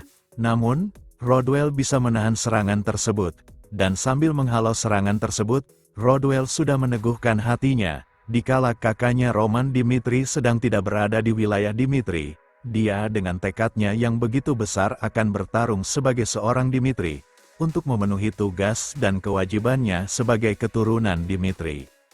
Kembali ke tempat di dalam kota Dimitri, di sisi lain pasukan Kekaisaran Kronos yang berhasil menyelinap pun dihadang oleh pasukan Dimitri, dan ketika pemimpin dari bayangan tersebut berkata kepada pasukan Dimitri untuk menyingkir dari jalannya, pemimpin pasukan Dimitri yang bernama Fernando yang direkrut oleh Roman Dimitri ketika dirinya kalah saat melawan Roman Dimitri di beberapa waktu yang lalu, sambil mengeluarkan auranya, dia berkata kalau pasukan bayangan Kekaisaran Kronos tidak akan bisa melewati tempat tersebut dan akan mati di tempat itu. Dan diketahui, Fernando sekarang sudah diangkat menjadi Kapten Royal Knight keluarga Dimitri oleh Roman Dimitri. Hari di mana Fernando mengungkapkan rasa syukurnya kepada Roman Dimitri, adalah ia menjadi pedang pelindung keluarga Dimitri, dan setelah ia bersiap melancarkan serangannya, ia langsung melompat ke arah musuhnya tersebut dan melancarkan tebasan aura yang sangat besar, sehingga terjadi ledakan di sekitar mereka. Di sisi para pasukan bayangan, pemimpin mereka pun berkata dalam hatinya, kalau Fernando adalah warrior yang benar-benar kuat. Kemudian, dia berkata kalau dia akan melawan Fernando dan memberikan perintah kepada bawahannya tersebut, untuk sesegera mungkin mengejar semua orang yang ada di daftar yang harus mereka eksekusi. Namun, di sisi Fernando, dia yang tak membiarkan hal tersebut pun memberikan perintah kepada para warrior Dimitri untuk menghalangi para pasukan bayangan tersebut, sehingga, para pasukan bayangan dan warrior Dimitri pun mulai bertarung tanpa henti, dan kembali ke sisi Fernando. Sambil membantai para pasukan bayangan tersebut, dia berkata dalam hatinya dengan mengatakan, sebilah pedang baru terasa fungsinya saat diayunkan, itulah tujuan eksistensinya. Hingga sekarang, hidupku cuma sebatas seorang swordsman rendahan, berusaha keras untuk melampaui batasanku. Bagi Tuan Roman, yang mendobrak batas hidupku itu, aku akan hidup sebagai pedang keluarga kerajaan Dimitri sampai akhir hayatku. Sementara itu, di area luar kastil Dimitri, Pemimpin mistik yang sedang melihat kejadian yang terjadi di dalam kastil Dimitri dengan menggunakan teknik linknya, dia tak menyangka kalau pasukan bayangan yang berhasil menyusup ke dalam kastil bisa dikalahkan dengan sangat mudah. Kemudian, salah satu bawahannya memberikan informasi kepada dirinya, kalau di wilayah bagian timur laut sudah sampai ke titik peringatan darurat, karena bala bantuan dari aliansi kerajaan Dimitri sudah dikerahkan ke wilayah kerajaan Dimitri, ditambah, kerajaan Kairo pun mengirimkan pasukannya ke wilayah perbatasan, dan jika hal tersebut terus dibiarkan, bawahannya tersebut berkata kalau pasukan musuh bisa tiba dalam waktu 12 jam, dan dengan situasi tersebut, akhirnya pemimpin mistik itu menyadari, semakin banyak yang ia pelajari tentang kerajaan Dimitri, semakin besar tingkat bahaya yang dimiliki oleh kerajaan Dimitri. Namun, kegagalan bukanlah suatu pilihan di pertempuran tersebut, dikarenakan Roman Dimitri tidak ada di tempat tersebut. Dan karena hal itu, itulah kesempatan emas mereka untuk menjatuhkan wilayah kerajaan Dimitri. Di tempat lain di istana kerajaan Dimitri, tepatnya di dalam kastil istana kerajaan Dimitri, salah seorang penjaga Dimitri yang terlihat sedang berjaga pun diserang oleh seseorang yang berhasil menyusup ke dalam kastil tersebut. Dengan sekali serangan yang membuatnya terdorong ke dinding kastil, dia pun terjatuh tak sadarkan diri, dan diketahui, penyusup tersebut bernama Seven, salah satu dari 3 pasukan bayangan dari Kekaisaran Kronos, dan kemunculan Seven ini, akhirnya diketahui ketiga pasukan bayangan dari Kekaisaran Kronos, di antaranya, pembunuh yang bisa mengubah kekuatan fisik menjadi Dark Aura disebut sebagai Shadow. Mereka yang menggunakan Black Magic dikenal sebagai Demon of the Abyss. Dan Seven tergabung dalam cabang terakhir yang disebut Knight of the Abyss. Seven yang berjalan menuju tempat pemimpin wilayah Dimitri untuk membunuh Romero Dimitri sebagai pemilik wilayah tersebut.